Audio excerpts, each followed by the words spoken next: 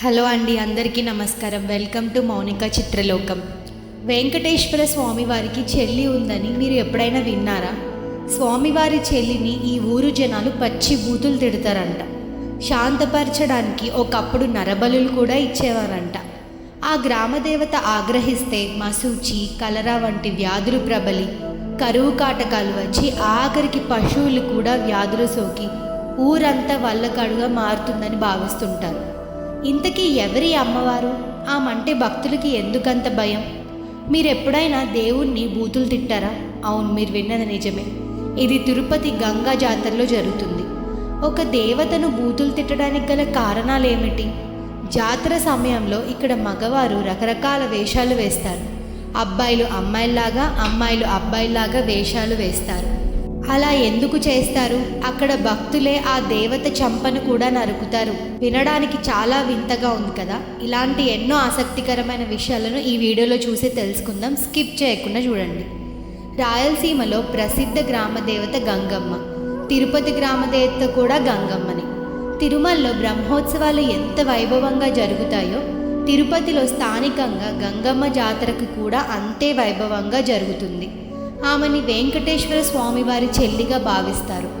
అసలు గంగమ్మ స్వామివారికి ఎలా చెల్లైంది అన్న విషయాలు తర్వాత చర్చించుకుందాం. ఆమె నరబలులు కోరిన దాని గురించి ఇప్పుడు తెలుసుకుందాం. పూర్వం తిరుమల కొండ మీద ఒక గొప్ప వైష్ణవ భక్తుడు ఉండేవారు. ఆయన వెంకటేశ్వర స్వామివారి చేత తాత తాత అని పిలిపించుకున్నారు అంట. స్వామివారు ఆయన ముందు ప్రత్యక్షమై తాత అని పిలిచారు కాబట్టి అందరూ ఆయనను గౌరవంగా తాతాచార్యులు అని పిలుచుకునేవారు. ఆ తర్వాత వారి వంశస్థులు ఆ తాతాచార్యుల మీద ఉన్న గౌరవంతో ప్రజలు వారిని కూడా తాతాచార్యులు అనే పేరుతోనే పిలిచేవారు. ఇప్పుడు అసలు కథలు మొదలవుతుంది.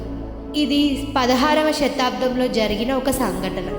వారి వంశంలోని ఒక తాతాచార్యులు తన శిష్యులతో సంచారం చేస్తూ కడప ప్రాంతంలోని ఒక ఊరికి చేరుకున్నారు. ఆ ఊరిలో ప్రతి సంవత్సరం ఎంతోమంది అంతుపట్టని వ్యాధులకు గురై చనిపోయేవారు.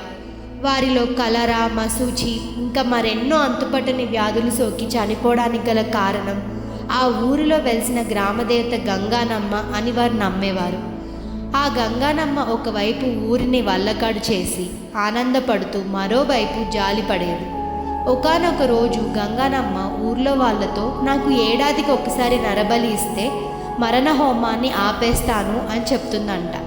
ప్రతి సంవత్సరం ఎంతోమంది చనిపోవడం కంటే ఒకరిని బలివ్వడం మంచిదని ఊర్లో వాళ్ళు దేవత కోరినట్టు ప్రతి ఏటా ఒకరిని నరబలి ఇవ్వాలని నిర్ణయించుకున్నారు. అప్పటి నుండి ఆ ఊర్లో జాతర సమయంలో గ్రామస్తులందరూ ఎక్కడో ఒక చోట నొక్కి ఎవరైనా పరాయి ఊరు వాళ్ళు కనిపిస్తే వాళ్ళలో ఒకరిని పట్టుకొని లాక్కొని వచ్చి బలవంతంగా చంపేసేవారు. నరబలి ఇచ్చిన తర్వాత గంగానమ్మ శాంతించి ఊరికి ఎటువంటి భయంకరమైన వ్యాధులు రానికుండా చేసేదట. తాతాచార్యుల వారికి ఈ విషయం తెలియకపోవడంతో వారు సంచరిస్తూ అదే ఊరికి సరిగ్గా జాతర సమయానికి చేరుకున్నారు. అసలే గ్రామస్తులు పొరుగురు వారు ఎవరు దొరుకుతారా అని జల్లెడ పడుతున్న సమయంలో వారికి తాతాచార్యులు అతని శిష్య బృందం కనిపించారు. వెంటనే గ్రామస్తులందరూ పరిగెత్తుకుంటూ వచ్చి వారిని చుట్టుముట్టేశారు. అసలు ఏం జరుగుతుందో తాతాచార్యుల వారికి అతని శిష్య బృందానికి ఏమాత్రం అర్థం కాలేదు. వారిని పట్టుకోవడానికి ప్రయత్నించగా తాతాచార్యులు వారితో, ఎవరు మీరు, ఎందుకు ఇలా చేస్తున్నారు అని అడుగుతారు. అప్పుడు ఊరి ప్రజలు జరిగిన విషయం మొత్తం చెప్పి, మిమ్మల్ని జాతర రోజు ఎవరో ఒకరిని గంగానమ్మకి బలివ్వబోతున్నాం అని చెప్తారు. ఈ మాటలు వినగానే శిష్యులకి కాళ్ళు చేతులు వణికినంత పనైంది. అంతలో ఎవరినో ఎందుకు, నేనే భీముళ్ళ బలవుతాను అని తాతాచార్యుల వారు అంటారు. దాంతో ఆ ఊరి ప్రజలు చాలా సంతోషిస్తారు.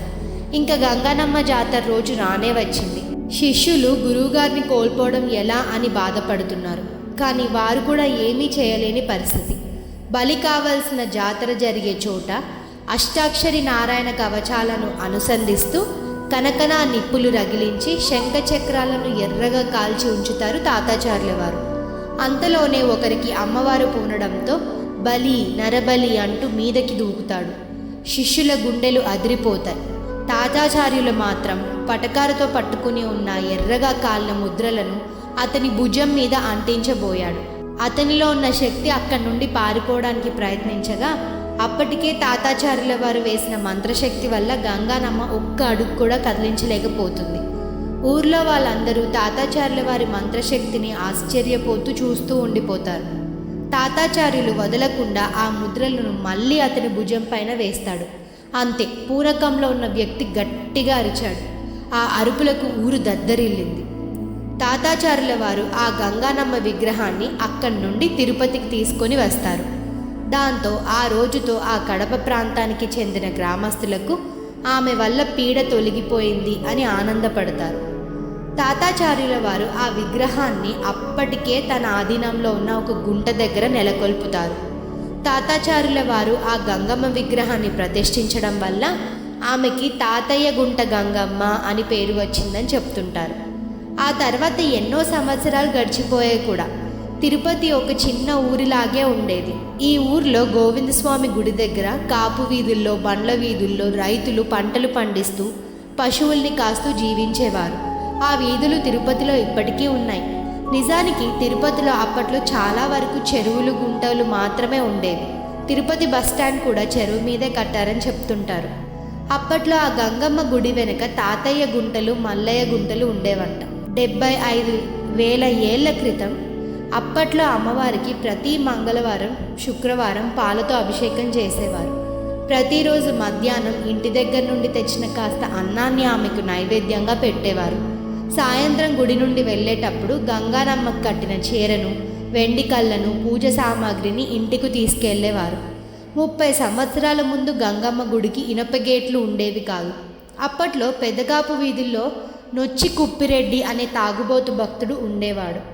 ఆయన రోజు పీకల దాకా తాగి సరాసరి గంగమ్మ గుడికి వెళ్ళేవాడు.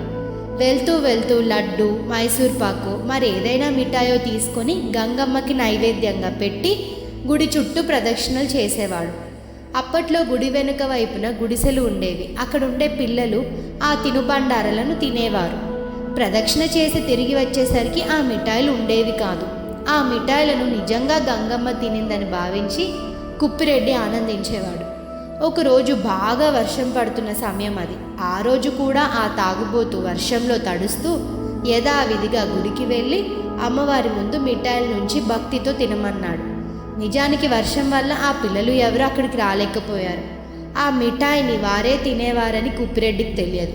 ఎంతసేపైనా అమ్మవారు తినకపోయేసరికి బ్రతిమిలాడాడు. చాలా సమయాన్ని గడిపాడు. అయినా కూడా గంగమ్మ రాలేదు. ఆ మిఠాయిలు తినలేదు.